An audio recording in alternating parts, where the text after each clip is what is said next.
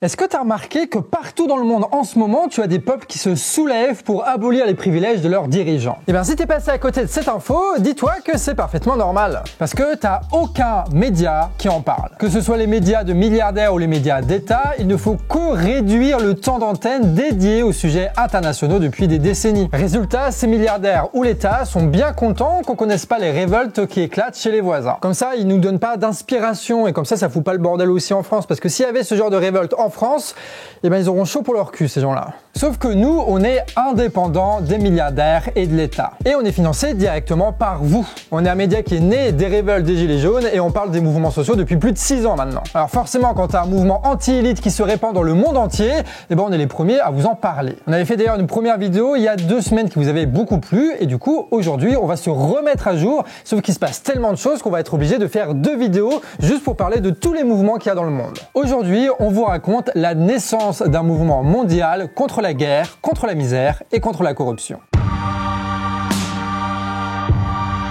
Et ce mouvement, il éclate à des endroits très différents. En Serbie, en Géorgie, en Turquie, en Italie, en Argentine, au Pérou et même aux États-Unis. Et on va commencer par vous parler de nos voisins italiens. Puisque là-bas, un immense mouvement anti-guerre a pris forme au début du mois. Et ça a commencé ce week-end avec une grande manifestation à Rome et dans plein d'autres villes italiennes. Les manifestants ont dénoncé le plan à 800 milliards que l'Europe veut dépenser pour se réarmer. Et ça passe vraiment pas puisque selon un sondage, 94% des Italiens et des Italiennes sont contre l'envoi de troupes en Ukraine. Et 2/3 de la population estiment qu'il y a des dépenses urgentes plus importantes que dans l'armée. Et la présidente d'extrême droite, la Giorgia Meloni, elle est un petit peu emmerdée. Puisque elle, évidemment, elle aimerait bien filer des milliards aux marchands d'armes. Mais elle va avoir du mal à faire accepter ça à son peuple. Et c'est pour dénoncer ça que les manifs ont eu lieu samedi. Elles étaient si massives que même les organisateurs étaient surpris. En fait, les organisateurs, c'est le mouvement 5 étoiles. C'est un parti qui est ni de gauche ni de droite,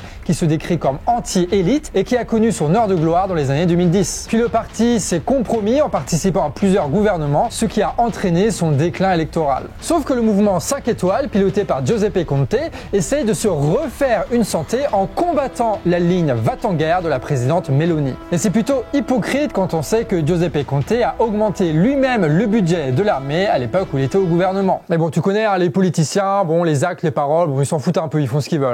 Résultat, le mouvement 5 étoiles a appelé à une manifestation contre Meloni et contre le réarmement européen. Et c'est une marée humaine qui s'est déversée dans les rues de Rome. Et ça, c'est la preuve que le peuple italien est prêt à saisir toutes les opportunités pour combattre la guerre. Mais pour aller au bout de ce combat, le peuple va devoir s'organiser indépendamment des politiciens. Ne serait-ce que pour organiser leurs propres manifestations et surtout ne pas être dépendant d'un parti politique qui les a déjà trahis. Allez, on passe en Turquie où il y a des manifestations de masse et là-bas, c'est contre le pouvoir de Erdogan. Et pour celles et ceux qui n'ont pas suivi, c'est un grand mouvement dégagiste qui est en train de prendre forme là-bas. Le mouvement a éclaté lorsque Erdogan a mis en prison son futur opposant à la présidentielle qui s'appelle Ekrem İmamoğlu. Et c'est l'actuel maire d'Istanbul. Ça, c'était il y a 3 semaines et immédiatement, le peuple d'Istanbul est sorti dans la rue. Et ça, c'est aussi parce que les Turcs n'en peuvent plus d'Erdogan qui s'accroche au pouvoir depuis 20 ans. Et c'est pour ça que le mouvement s'est répandu rapidement dans les autres grandes villes. Et cette explosion de colère, elle a culminé dans une manifestation à 300 000 personnes fin mars. Et à ce moment-là, le parti d'opposition, celui du maire d'Istanbul, le CHP, a hésité. Est-ce qu'il faut appeler au calme ou est-ce qu'il faut rejoindre le mouvement? Et ils ont hésité, ils se sont posé des questions et à un moment donné, ils se sont dit bon ok, banco, on y va, on prend la tête du mouvement. Du coup, le CHP a organisé tous les soirs de la semaine suivante des rassemblements devant la mairie d'Istanbul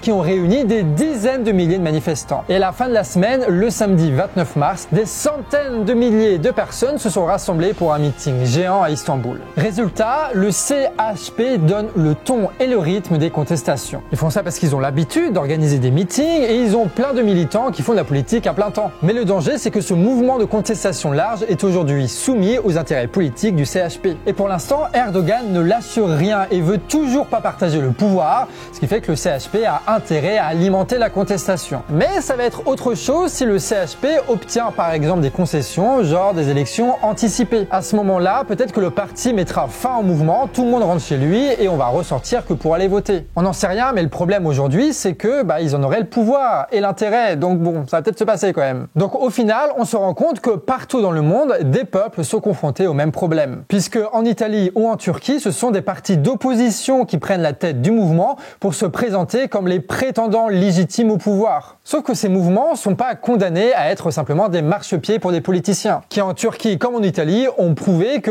c'était pas non plus des grands défenseurs du peuple. Mais ça ne se passe pas toujours comme ça, en tout cas pas avec le peuple serbe. Et oui, en Serbie, il y a un immense mouvement de dénonciation de la corruption. Mais cette fois-ci, le déclencheur de la colère a été un accident dramatique. Le 1er novembre 2024, un toit en béton de la gare de Savi Sad s'est écroulé et 15 personnes ont perdu la vie. Et le truc, c'est que ce toit, il venait d'être rénové. Donc le peuple a commencé à sortir dans la rue pour protester contre le clientélisme et la corruption. Et le président Vučić a tenté de calmer la colère en faisant sauter quelques ministres. Mais ça n'a pas marché, donc maintenant il essaye de déstabiliser le mouvement en créant des violences dans le cortège. Et ça n'a pas marché non plus. Et aujourd'hui, le mouvement dure depuis presque 6 mois. Ce mouvement, il a connu son apogée le mois dernier avec une manifestation historique qui a réuni 325 000 personnes à Belgrade et dans plusieurs autres villes. Ce jour-là, toute la population, des étudiants aux agriculteurs en passant par les vétérans, se sont réunis pour lutter contre un État corrompu. Alors forcément, les partis d'opposition, ils ont vu une occasion en or pour prendre le pouvoir. Du coup, cette opposition, elle propose un gouvernement d'experts qui préparait de nouvelles élections. Sauf que là encore, la population serbe, elle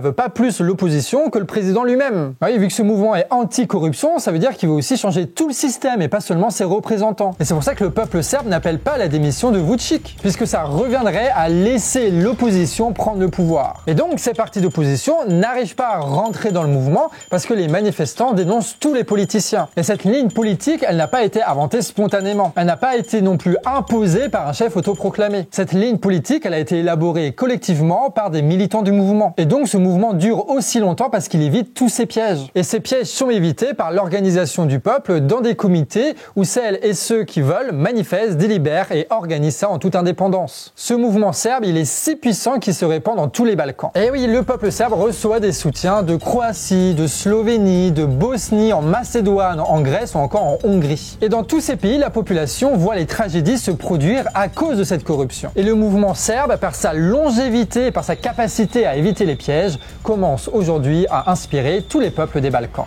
Déjà, on peut tirer une leçon, c'est qu'un mouvement de contestation, ça s'organise. Il faut décider des slogans, de la manif, de la stratégie, et si nous, on s'en occupe pas, d'autres le feront à notre place. Des groupes déjà organisés qui reprennent en main le mouvement, et ça peut poser problème quand ces organisations sont par exemple des partis politiques qui ont déjà trahi et qui vont défendre à terme leurs intérêts. Le peuple serbe prouve de son côté qu'on peut s'en passer à condition de faire le taf d'organisation nous-mêmes. Et si toutes ces crises pètent au même moment, c'est qu'il y a un capitalisme mondial qui est aujourd'hui en crise et qui crée partout notamment de l'austérité et donc une fragilité de gouvernements qui s'accrochent au pouvoir par la corruption. On subit une mondialisation qui est de plus en plus violente, mais nos réactions prouvent qu'il s'agit en réalité d'une lutte de classe dans laquelle il faut rentrer. D'où notre mission au Canard Réfractaire de vous en parler, même si les médias le font pas, pour vous dire que oui, c'est possible de résister face à la corruption, face à la guerre et face à l'austérité. Et que s'il y a partout dans le monde des choses qui se passent, on peut peut-être envisager le fait que ça se passe aussi chez nous. Dis-nous en tout cas en commentaire si toi aussi tu serais chaud pour participer à un tel mouvement en France. Et si tu veux rien louper au jour le jour de ce qui se passe dans le monde, tu as Actu Réfractaire, notre quotidienne indépendante. Et si vous voulez qu'on puisse continuer à vous raconter pendant encore une année toutes les luttes qu'il y a dans le monde,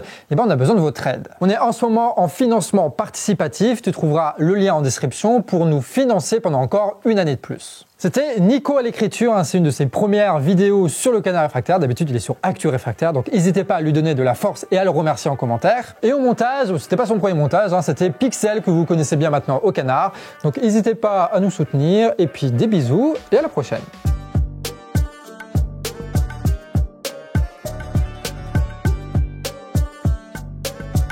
Quack.